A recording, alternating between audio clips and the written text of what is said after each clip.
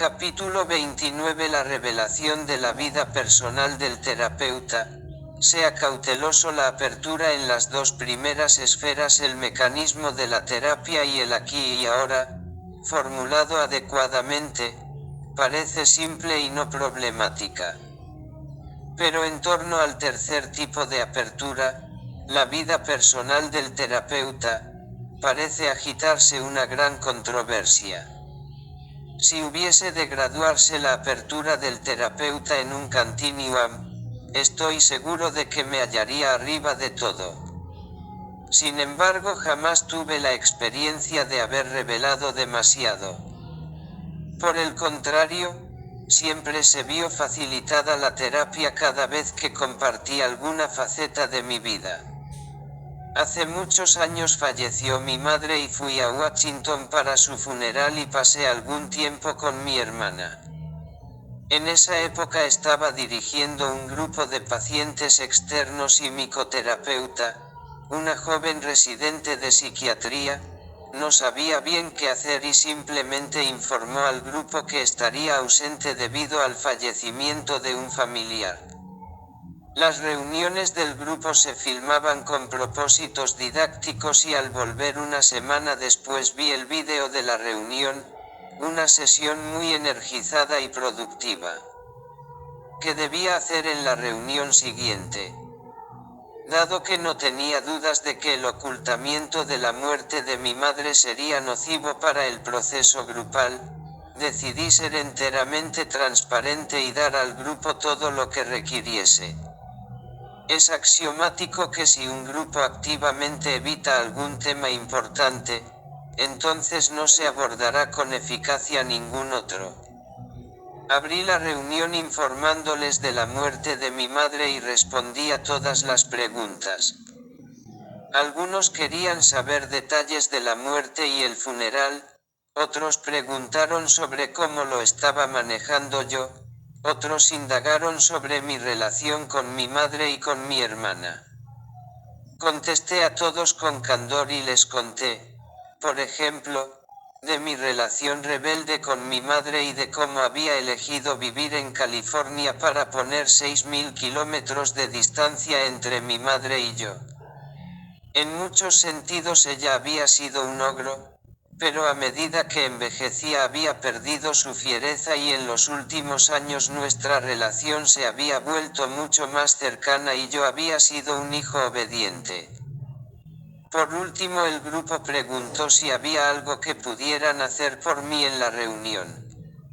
Respondí que no lo creía porque había estado tratando el tema sin parar con amigos y con mi familia. Al final, dije que creía que ahora tenía la energía para trabajar con efectividad en el grupo, tras lo cual volvimos al trabajo y tuvimos una reunión extremadamente productiva. Después, durante años, utilicé el vídeo de esa reunión para enseñar sobre el proceso de grupo. Estoy seguro de que mi apertura no solo quitó un obstáculo potencial para el grupo, sino que el modelo de mi apertura fue un acontecimiento liberador para él. Otro ejemplo que describí en un cuento, 7 lecciones avanzadas sobre la terapia del dolor, incluido en Mamá y el sentido de la vida, presenta un incidente similar.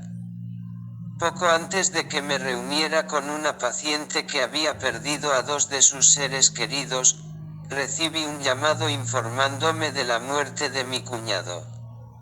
Dado que mi paciente era una cirujana en crisis, por la muerte de su marido y de su padre, y yo tenía tiempo antes de tener que ir al aeropuerto, decidí mantener la cita con ella, y abrí la sesión informándole sobre lo que había ocurrido y diciéndole que no obstante había decidido mantener la sesión.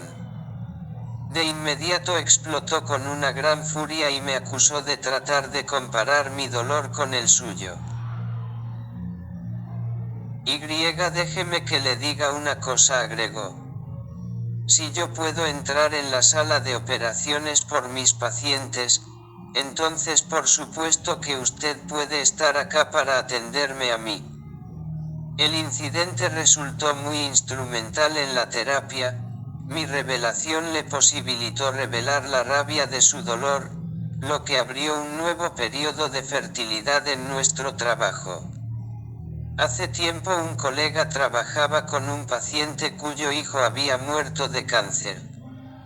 El largo curso de la terapia había sido provechoso pero no del todo exitoso. Mi colega, que también había perdido un hijo joven, 20 años antes, prefirió no compartir esa información con su paciente. Muchos años más tarde el paciente lo contactó de nuevo y retomó la terapia. El terapeuta, que seguía estando acosado por su propia pérdida y había pasado años escribiendo un largo artículo sobre la muerte de su hijo, decidió compartir el escrito con el paciente. Esta revelación, que era nueva para él, resultó ampliamente instrumental en el aceleramiento del trabajo terapéutico. Si los pacientes quieren saber si soy casado, tengo hijos, me gustó una determinada película, leí un determinado libro o si me sentí incómodo cuando nos encontramos en algún evento social, siempre les contesto de manera directa. ¿Por qué no? ¿Cuál es el problema? ¿Cómo se puede tener un encuentro genuino con otra persona mientras uno permanece opaco?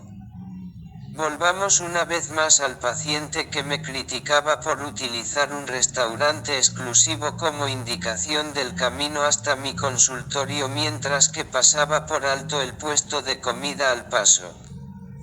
Yo elegí responder cándidamente, bueno, Bob, tiene razón.